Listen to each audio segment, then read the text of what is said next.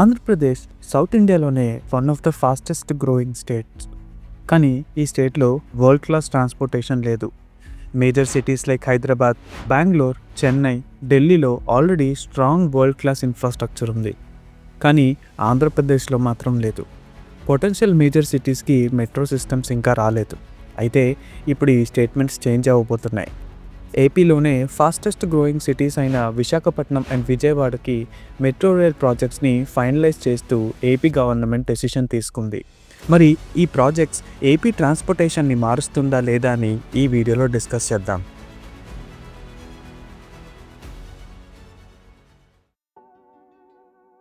రోజుకి లక్షలాది మంది వైజాగ్లో ఉన్న బీచెస్కి, బిజినెస్ జోన్స్కి, ఇండస్ట్రీస్కి ట్రావెల్ చేస్తారు. విజయవాడలో పిఎన్బిఎస్, బెన్ సర్కిల్ రోడ్స్ అన్నీ జామ్ అవుతాయి. పబ్లిక్ ట్రాన్స్పోర్ట్ కూడా ఎఫెక్టివ్గా లేదు. Autos, RTC buses, private cabs అన్నీ కలిపి రోడ్స్ని కంజెస్టెడ్గా మారుస్తున్నాయి. పీక్ అవర్స్లో ట్రావెల్ చేస్తే నార్మల్ టైం కన్నా డబుల్ టైం పడుతుంది. పొల్యూషన్ లెవెల్స్ కూడా పెరుగుతున్నాయి. ఈ రోడ్ కంజెక్షన్స్ పెద్ద ప్రాబ్లంగా మారుతుంది. అండ్ రోడ్స్ గురించి మనందరికీ చాలా బాగా తెలుసు. ఈ ఇష్యూస్ని సాల్వ్ చేయడానికి Andhra Pradesh government first metro rail ప్రాజెక్ట్స్ని ఇంట్రడ్యూస్ చేయాలని డిసైడ్ అయ్యింది. 76.9 కిలోమీటర్స్తో విశాఖపట్నం మెట్రోని, 66.2 కిలోమీటర్ మెట్రో నెట్వర్క్ని విజయవాడలో ఇంట్రడ్యూస్ చేస్తున్నారు. ఈ వీడియోలో మనం మెట్రో కారిడార్స్ ఎక్కడ వస్తున్నాయి, ఆ ప్లేసెస్ ఏంటి, మెట్రో వల్ల బెనిఫిట్స్ ఏంటి, ఈ ప్రాజెక్ట్స్లో ఉన్న ఛాలెంజెస్ ఏంటి, ఇలాంటి కంప్లీట్ డీటెయిల్స్ డిస్కస్ చేద్దాం.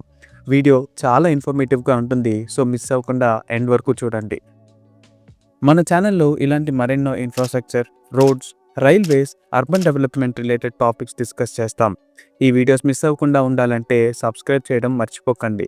అలానే నోటిఫికేషన్స్ కోసం బెల్ ఐకాన్ని ఆన్ చేయండి. ఇంకా లేట్ చేయకుండా లెట్స్ గెట్ స్టార్టెడ్.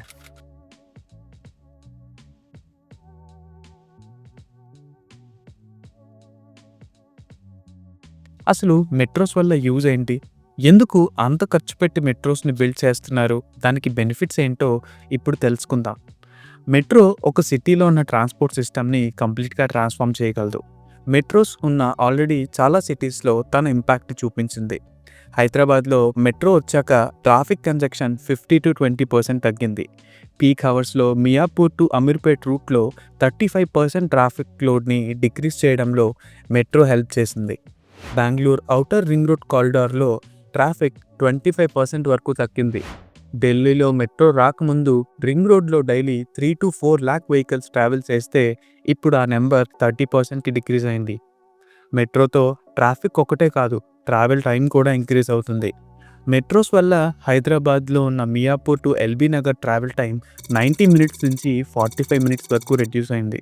అలానే మెట్రోస్ కాస్ట్ ఎఫిషియెంట్ కూడా, అంటే తక్కువ ఖర్చుతోనే మనం ట్రావెల్ చేయొచ్చు.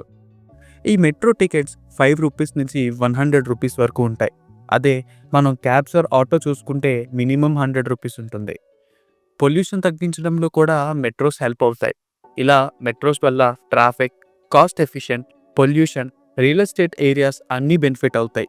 మరి ఇది విశాఖపట్నం అండ్ విజయవాడలో ఎక్కడెక్కడ వస్తుంది అన్న డీటెయిల్స్ ఇప్పుడు డిస్కస్ చేద్దాం. Visakhapatnam metro project. విశాఖపట్నంలో మెట్రో టోటల్ 76.9 కిలోమీటర్స్ని కవర్ చేస్తుంది. ఈ ప్రాజెక్ట్ని మల్టిపుల్ ఫేసెస్లో ప్లాన్ చేస్తున్నారు. ఈ మెట్రో 4 కారిడార్స్ని కవర్ చేస్తుంది.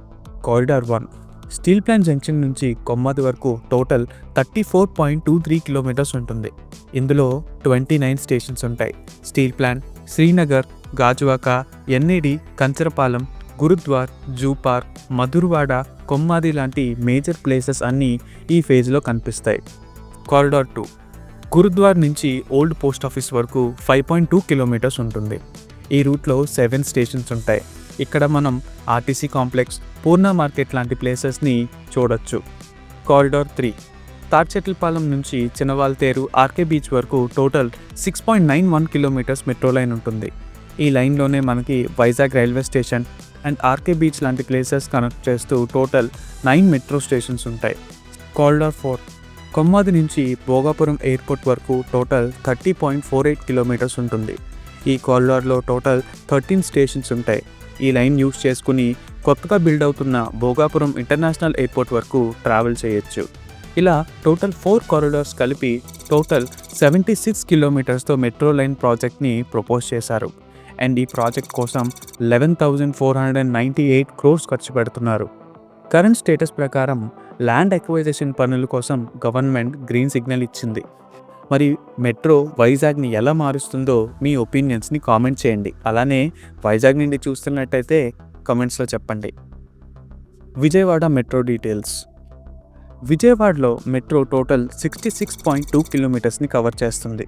ఈ ప్రాజెక్ట్ని కూడా మల్టిపుల్ ఫేజెస్లో డెవలప్ చేయాలని ప్లాన్ చేశారు. సిటీలో ట్రాఫిక్ని తగ్గించి అర్బన్ కనెక్టివిటీని ఇంప్రూవ్ చేయడం కోసం ఈ మెట్రోని ప్రపోజ్ చేశారు. ఆంధ్రప్రదేశ్ మెట్రో రైల్ కార్పొరేషన్ ఈ ప్రాజెక్ట్ని హ్యాండిల్ చేస్తుంది. విజయవాడ మెట్రోలో టోటల్ 3 కారిడార్స్ ఉంటాయి. Corridor 1 PNBS to Gannavaram.